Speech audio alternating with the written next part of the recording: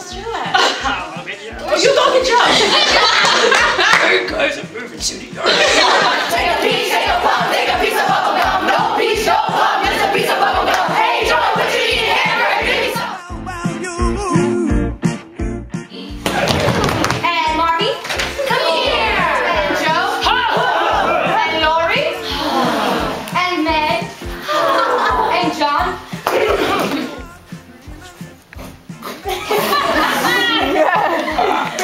When did you tell me that was gonna happen? What's up, boss? Coral, yeah, agree. Okay, I was looking at her. Here!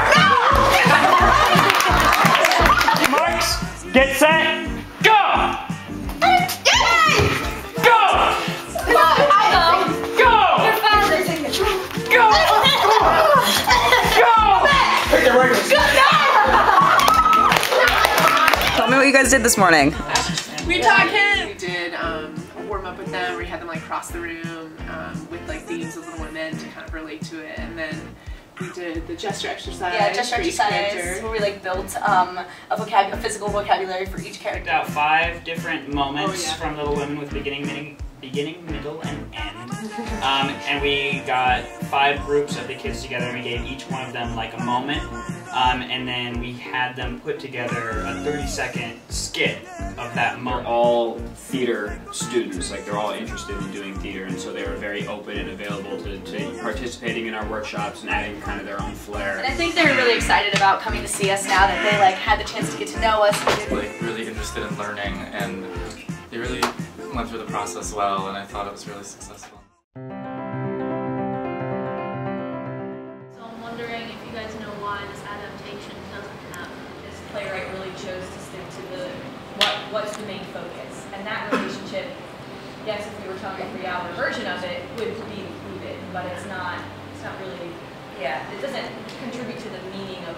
In the book, when Beth gets scarlet fever, she recovers from it, and then she dies years later, just of like being weak from the scarlet fever. And so, but she stuck it right in. Just kidding, you got it to die. No, I really looked at the script to see the journey of the character and really study the text to see, to help me map out my emotional journey through the play. My process seems to always start with just listening really hard to what is actually being said. So my goal in this show is men. So that's my whole drive in the show, is just to be there for her and to be with her. So it was always different between us. Every rehearsal, even today, there were so many new moments, and it was just new discoveries every time. What lessons you learned from doing this play? Oh boy. Remember the line, I don't know if anybody remembers, probably not, but I'm going to tell you. You don't always have to speak, Joe, even when you know the truth.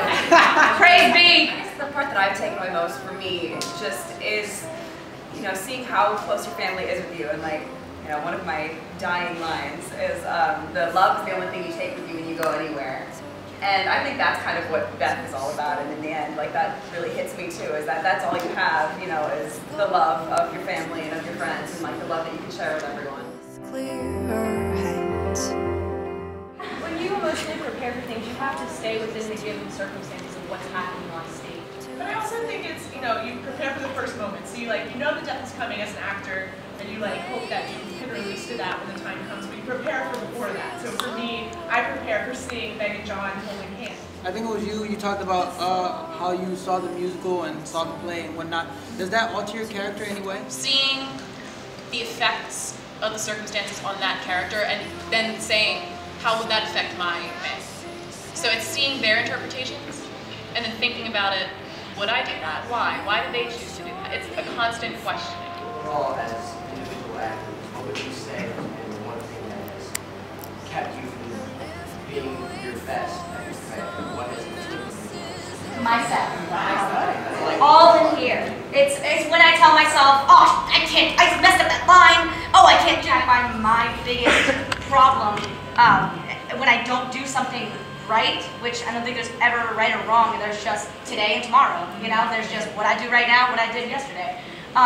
But it is myself, and I do find myself doing these things even as a senior in college, and am sure I will continue to do it for a long time. And I think that if you can find your way to do that, in that moment go, oh, shoot, back in focus, then that is very, very positive. I think a lot of it for me is ego, and it's like comes in the form of beating myself up, but that's still ego, you know, like wanting to be the best Marnie and wanting to be the best actor, and it's like, you know, everyone judges that differently, and this is a subjective art form, and people are going to like you and people are not going to like you, and as actors we have to be hard into that and accept it, embrace it, and love it. Well, was that you that brought in that quote? What was the quote about love? Yeah, okay.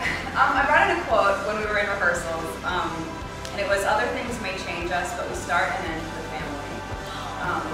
Yeah.